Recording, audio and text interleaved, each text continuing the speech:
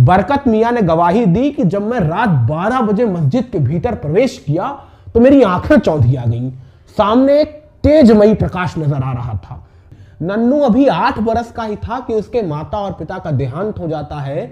उसके चाचा उसके भरण पोषण से इनकार कर देते हैं और उसे जबरन एक साधु के आश्रम में छोड़ाते हैं। वो साधु उस 8 बरस के नन्नू को लेकर मेवाड़ से हजारों किलोमीटर दूर एक मठ के भीतर ले आता है, जहां मठ के महंत उसका भरण पोषण तो करते ही हैं, साथ ही साथ उसकी शिक्षा और दीक्षा का भी प्रबंध करते हैं। शस्त्र और शास्त्र दोनों विधि से पारंगत कर उसी 8 बरस के नन्हू को अपने मठ का महंत घोषित कर देते हैं। और बरस 1935 आते आते वही 8 बरस का नन्हू महंत दिग्विजय नाथ बन जाता है। और फिर कैसे एक मठ के महंत को लॉन टेनिस खेलने का चस्का चढ़ता है, और फिर कैसे एक मठ के महंत के लॉन टेनिस खेलने वाले इस चस्के ने उन्हें उस राज्य के राजा का यार बना दिया था। और वो राजा बलरामपुर महाराज पाटेश्वरी प्रसाद सिंह हुआ करते थे, जिन्हें खुद भी लॉन टेनिस का चस्का था। तो लॉन टेनिस खेलते खेलते ही राजा साहब की महंत जी के साथ खूब छनने लगी थी।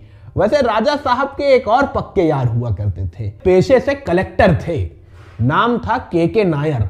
यूं तो जन्म दक्षिण भारत में हुआ था, मगर तबादलों ने मानो जिंदगी उत्तर भारत में गुजरवाने का संकल्प ठान लिया था। यह उन दिनों की बात है जब के नायर महोदय गोंडा जिले के कलेक्टर हुआ करते थे। गोंडा बलरामपुर के बेहद करीबी है, तो गाहे बगाहे तमाम प्रशासनिक कार्यों के चलते राजा साहब के पास आना जाना लगा रहता था। राजा साहब के पास आते जाते कलेक्टर साहब की महंत दिग्विजय नाथ जी के साथ भी यारी हो गई। यानी अब एक साथ लॉन टेनिस खेलने वाले इन 3 यारों की तिकड़ी बन चुकी थी। बलरामपुर महाराज पाटेश्वरी प्रसाद सिंह, गोरक्षनाथ पीठाधीश्वर महंत दिग्विजय नाथ और कलेक्टर के नायर। मगर उस वक्त इन तीनों को शायद खुद भी ना पता था कि इन तीनों की तिकड़ी हिंदुस्तान की तकदीर बदलने वाली है। वो कहते हैं ना कि हनुमान की हर दास्तान में एक जामवंत का होना बेहद जरूरी है।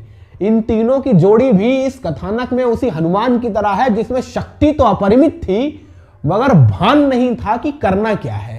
तो जैसे रामायण में बजरंग बली को उनकी शक्ति याद दिलाने के लिए रीछ राज जामवंत आए थे, बिल्कुल उसी तरह इन तीनों की तिकड़ी को अपनी शक्ति का भान कराने के लिए पधारने वाले थे धर्म सम्राट करपात्री जी महाराज।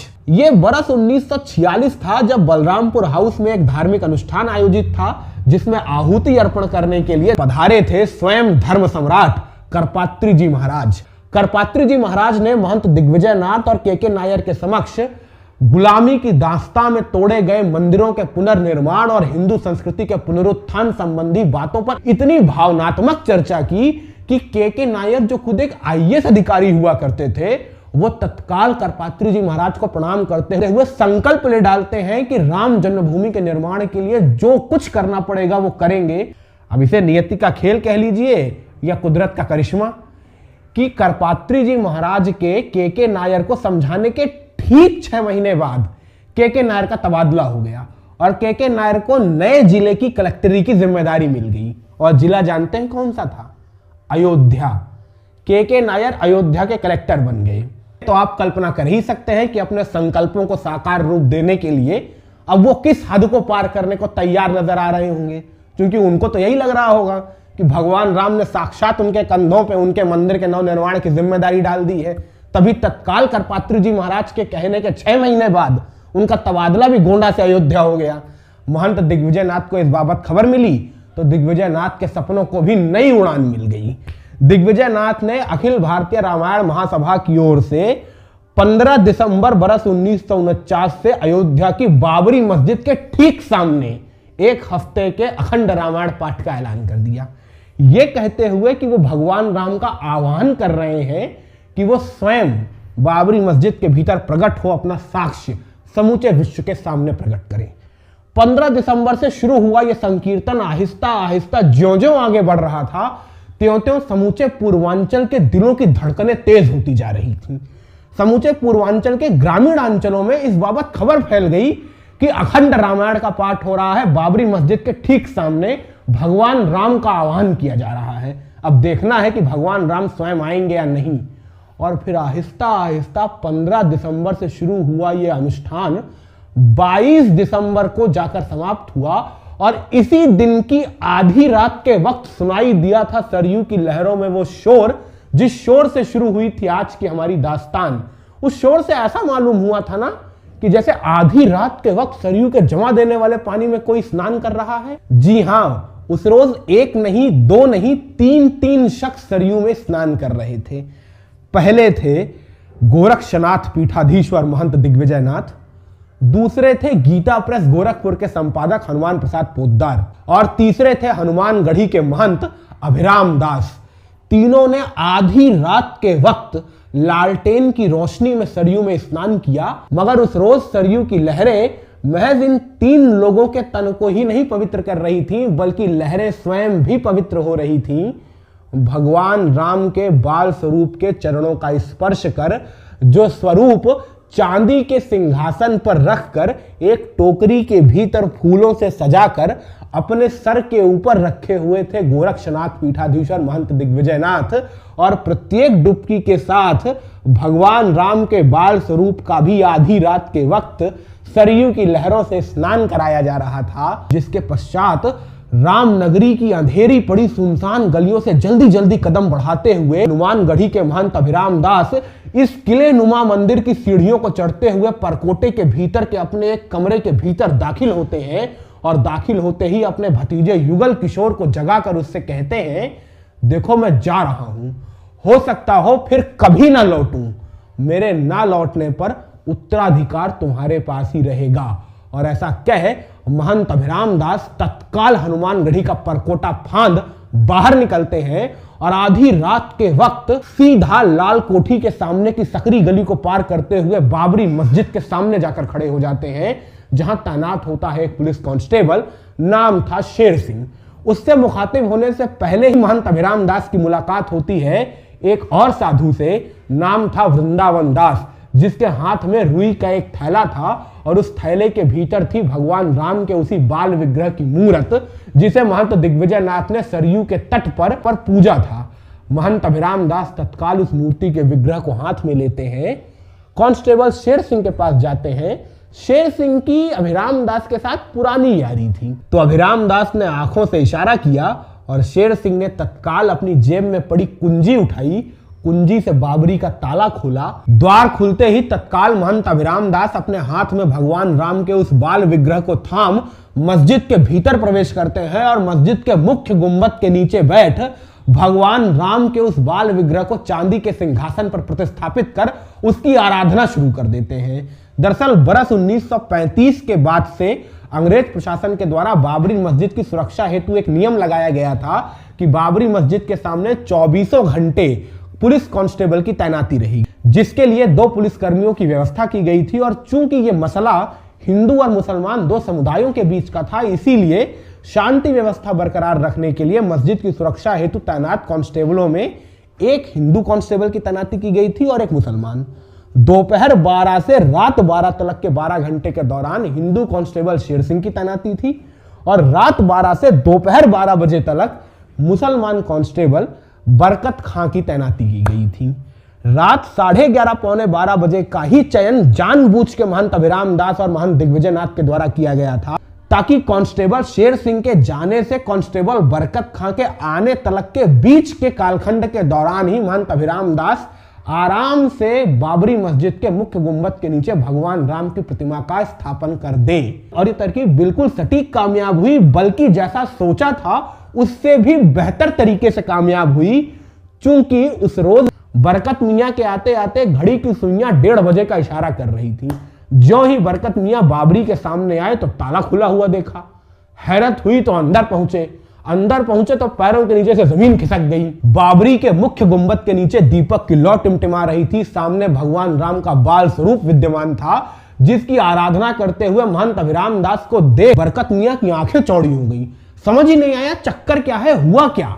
जब तलक बरकत मियां को कुछ समझ आता तब तलक आहिस्ता आहिस्ता पांव फटने लगी थी। ब्रह्म मुहूर्त हो चुका था, और ब्रह्म मुहूर्त के ठीक 2 घड़ी पहले अचानक अभिराम दास ने शंखनाद करते हुए गाना शुरू कर दिया, भय प्रकट कृपाला दीन दयाला कौशल्या हितकारी। ये वो धुन थी जो सैकड़ों वर्षों से अयोध्या की गलियों में हर रोज सुनी और सुनाई जा रही थी, मगर उस रोज इस ध्वनि में नाद कुछ अलग ही था, रंग कुछ अलग ही था। 3:30 बजते बजते अयोध्या के हर मंदिर परिसर में भय प्रकट कृपाला दीन दयाला कौशल्या हितकारी बजने लगा। समूचे अयोध्या में खबर फैल गई, भगवान राम साक्षात बाबरी के भीतर प्रकट हुए हैं। अयोध्या के इर्द गिर्द के गांवों से भक्त भगवान राम के दर्शन करने के लिए अयोध्या पहुंचने लगे थे।